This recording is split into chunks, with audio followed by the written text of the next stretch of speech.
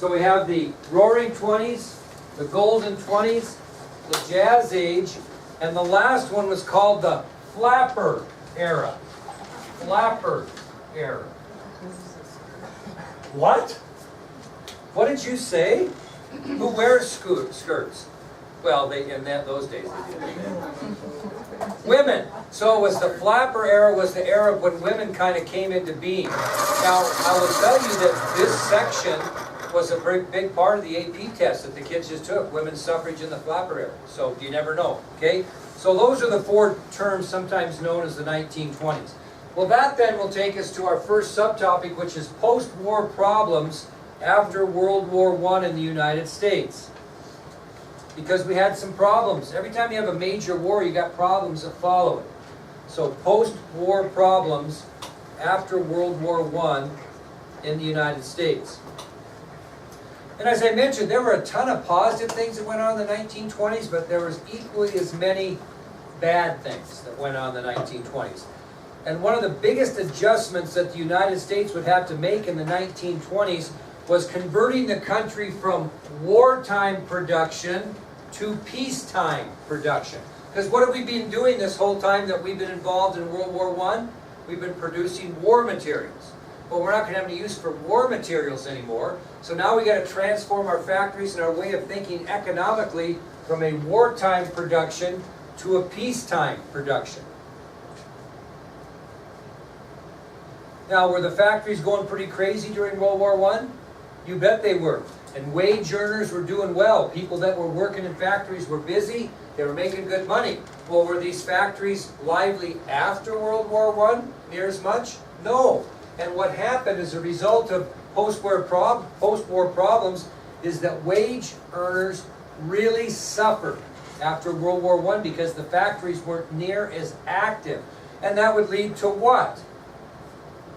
If you don't have a job, it leads to unemployment. So because of the lack of activity in the factories following World War I, wage earners, people that work for money, really suffered. Not only was there unemployment among those people, but who else were looking for jobs after World War I? What's that? The soldiers. Yeah, 4.5 million soldiers come back from fighting World War I, and they need to find jobs, and they couldn't find jobs. So we had a really, really tough time for wage earners after World War I. The ones that were working, a lot of them were laid off, became unemployed because their factories were a lot more silent, and the 4.5 million veterans who fought in the war who came back couldn't find jobs. When you have things like unemployment, you have low wages, right? Can you pay somebody less if jobs are more scarce?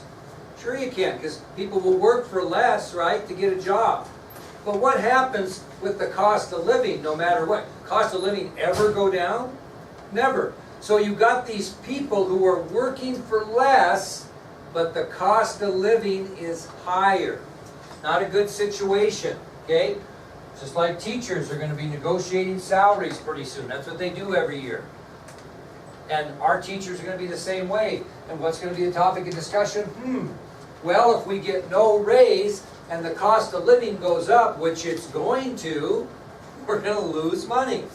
So everybody that tries to get a raise tries to get at least a cost of living raise. So if they figure the cost of living is going to go raise 1.3%, people that are trying to get raises try to get 1.3% to make up for the cost of living. Well, that wasn't happening. Now what happens, I'm not saying it would happen here, but what would happen if the cost of living for Moreland went up to 5.6%, which is high, and the district said we're not going to give you any raise? What would our teachers do? Including me probably, although I might not because I came from Montana where they paid you nothing. But anyway, in a normal situation, what would people do if the cost of living went way up and they weren't going to get a raise? What's that? You're ahead of me, right? They'd get mad. And when you get mad, what do? You go on strike. And that's what happened. During 1919, it was estimated that about 4 million workers went on strike across the United States because they couldn't find work, or the work they found paid so little that the cost of living was too high. Now, what are you doing there, Tigner? Are you getting anything written down? Okay. All right. Now, some of the more notable areas in which we had strikes following World War I were within the police force, the coal industry, and the steel industry. Those were the most prevalent areas that we saw strikes after World War I. Again, was in the police force, the coal industry, and the steel industry. And the first strike we're going to talk about that happened after World War I was the Boston police strike. The Boston police strike. Now, what do people normally go on strike for? Emily, number one. What do they want? Money. More money. What else might you go on strike for along with wanting more money? Benefits. Benefits? Working conditions. Working conditions, okay? Working conditions. A lot of people want improved working conditions. That could mean a lot of things. That, hey, we don't have a lunchroom to go eat at our work, all the way to something as simple as that to, well, gee whiz, I don't want to work the graveyard shift every single night. Those are all working conditions, okay? Well, the Boston police went on strike on September 9th of 1919. September 9th of 1919. And they went on strike for two reasons. As Emily said, higher wages. As Hunter said, improved working conditions. That's what they went on strike for. Higher wages and improved working conditions. Well, what happens when the entire Boston police force goes on strike, folks? There's no police. You have no protection. You know, it's a tough deal. There's no protection. So this strike by the Boston police left the entire city of Boston without any police protection. So what happened? Crime rate went up. What? Crime rate went up. And such as what? Rioting, looting, those types of things. It got so bad, what did the Boston police, or what did the Boston mayor and the government have to do to restore order? Who'd they bring in? National Guard. Very good. So when rioting and looting broke out because the Boston police went on strike, they had to bring in the National Guard to restore order in the city.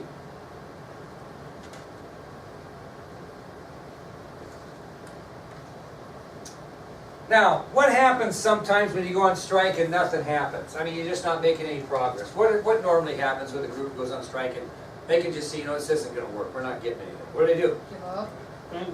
What's that? No, they don't give. Well, you could, not often. So, if the teachers went on strike here and after the first 3 weeks of school, they could just tell that they weren't going to get higher wages or better working conditions. What would they do after 3 weeks if they just thought they'd give up? They'd give up on their strike. So what would they do? They'd go back to work. Okay, and so what the Boston police did is they realized that their strike was not going to produce any positive results, so they announced publicly that they would be returning to work. Okay? So when the police force realized that their strike was not going to produce any positive results, they announced they would be returning to work. Who's the boss of the police? It's like if the teachers go on strike, is Mr. Nicholas on strike? No. Is Mr. Smith on strike? No. Is Mr. Clark on strike? Because they're the bosses, right? So the boss of the police was the police commissioner. He ran the Boston police. Okay? So when these Boston police officers, who he was kind of mad at anyway because they went on strike and left him in a tough spot, when they announced they were coming back to work, what did he tell them? No, you're not. We're going to fire you all, and we're going to hire a completely new police force. You guys went on strike. You left us in a bind. We're not going to have you back. We're going to hire a completely new police force. Now, who would that police commissioner have to have the support of to make that work? The mayor. Well, a little even higher than that. Or, Who's higher than the mayor of Boston? Governor.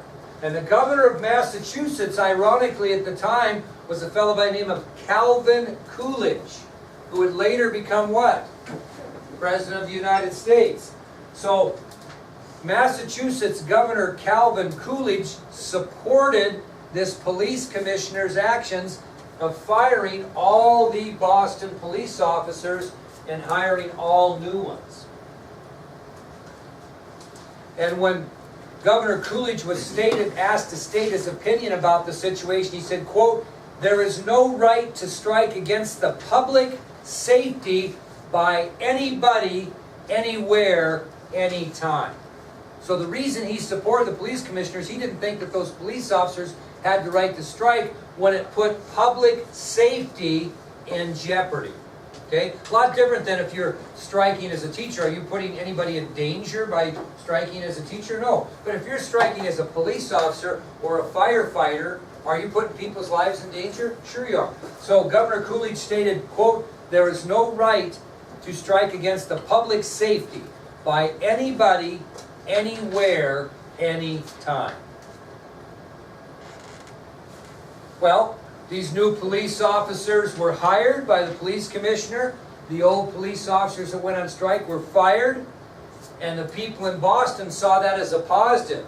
And so it gained Calvin Coolidge a ton of popularity, which will result in his nomination for vice president in 1920. So this is the way he did it. Not the commissioner. That wasn't normal. You know the only other president that did that? When I was growing up and teaching in the early 1980s, air traffic controllers across the country went on strike. Those are people that direct airplanes in and out of airports. Ronald Reagan, President Reagan, said, "Get your butt back to work or I'm going to fire y'all." Didn't believe him. Guess what he did? Fired them all and hired new ones. He did that because he said that was, again, a damage to public safety. You got people bringing airplanes in and out. They're not going to bring airplanes in and out because of safety. And what's that going to do to transportation across the country? He said, "Go back to work, I'm going to fire you." They didn't do it, he fired them. Okay? All right, so there's your first strike. Your second strike was called the coal strike. The coal strike. Now this was kind of interesting because the United Mine Workers, which was a coal union, went on strike on November 1st, 1919. Okay, the United Mine Workers, who run the coal industry in our country, it's a union, went on strike on November 1st, 1919. What do you find ironic about that date, Dalton? November 1st, 1919, in comparison to the other one. What did the other guys go on strike? So, we're less than 2 months after the police strike. Now you got the United Mine Workers striking also. So you got two major strikes going on at the same time in our country. Now the president of the United Mine Workers Union was a fellow by the name of John Lewis. And he demanded two things. In other words, the reason they went on strike were for these two reasons. What would be the first one, Emily? Money. Higher wages. Very good, my dear. The other one had to do with working conditions, but it was more specific. The United Mine Workers wanted a shorter work week. Less hours. They wanted less hours.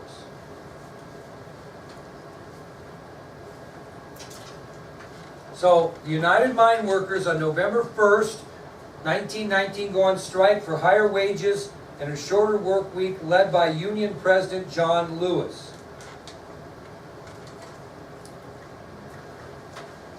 Okay, well on November 9th, 8 days later, probably because of the police strike and the effect it was having, the Attorney General of the United States, a fellow by the name of A. Mitchell Palmer, got involved in this United Mine Workers strike.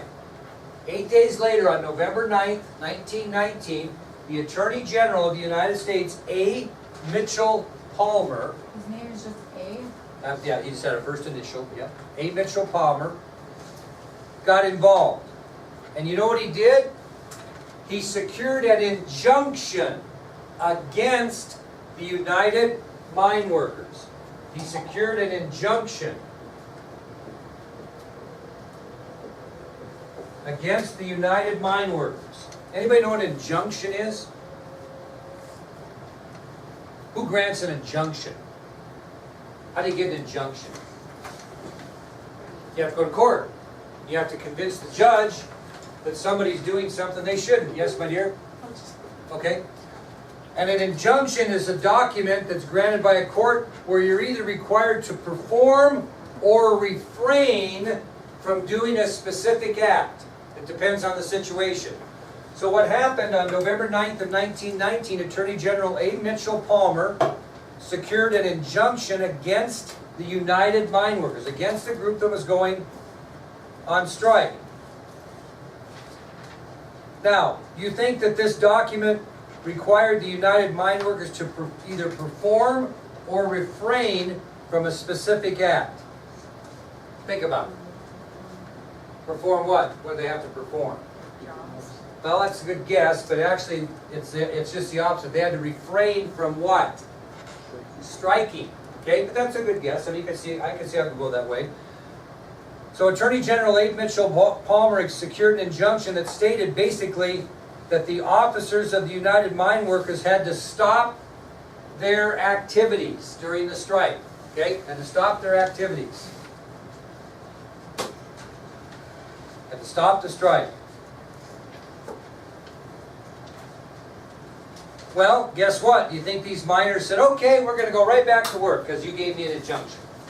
No, they told them to pound sand, and they refused to go back to work despite the injunction. Now, you got a standstill there. You got a stalemate, right? You got the government against these people, right? So who has to come in and decide what the deal is? Happens in sports salaries lots. What do you bring in to settle a dispute? A professional, and the president, Wilson, actually went and got this person. But what do they call it? Someone that settles a dispute at a high level. Okay? Pro baseball player, had a great year.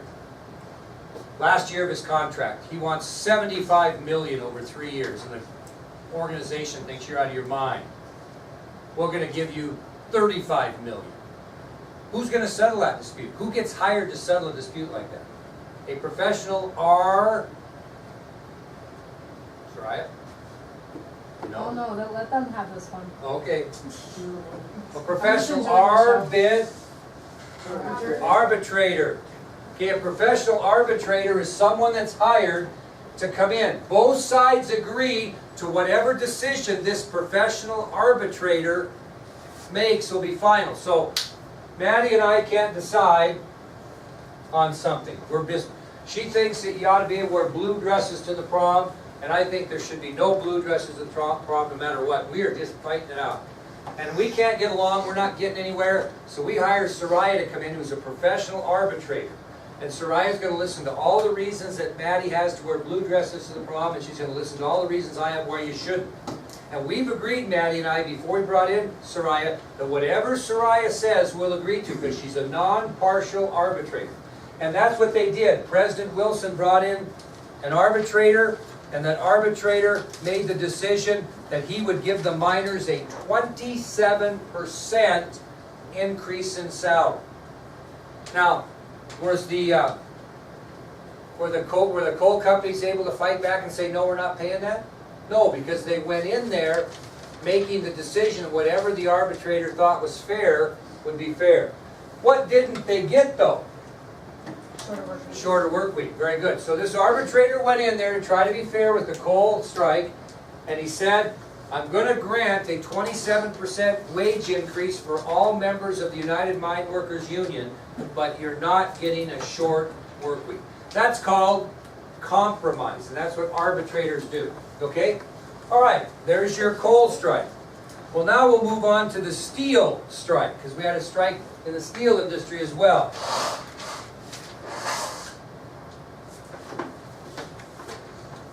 This one might have been a little bit more understandable. Well, back on September 22nd of 1919, which is kind of between the Boston police strike and the coal strike, right? Working conditions in the steel industry led to a strike involving more than 300,000 steel workers. 300,000 steel workers went on strike. And it had nothing to do with money. It had everything to do with working conditions. So they weren't asking for money, which is unusual, by the way. They were asking for better working conditions. What working condition, when you're not asking for money, might be why someone would strike? What would be the working condition that you just would... What's that? No. What would be the... That's a good guess, that it was unsafe. What's that? Hours, yeah. In some steel plants, men were working 12 hours a day, 7 days a week. Did not have a day off, and were working 12 hours. And they got tired of the steel companies sticking it to them and putting in those hours, because they had no life, and so they went on strike.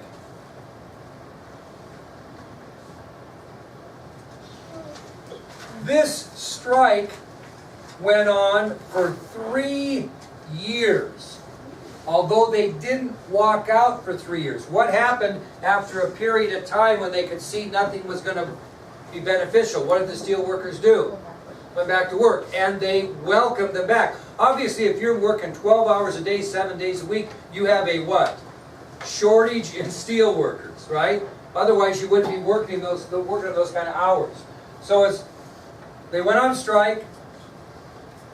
Public opinion was running against the steel workers. So the strikers decided to go back to their jobs, and they went back to their jobs in January of 1920. So they struck September to October, October to November, November to December, and a little over 3 months they were out on strike. And in January of 1920 they went back to work. It took the steel workers 3 years to finally get their demand of an 8-hour day. So they worked, some of them, 12 hours a day, 7 days a week, for 3 years, until finally they were granted the 8-hour a day work day. It didn't mean that they didn't work 7 days a week. Some probably still did, but not 12 hours.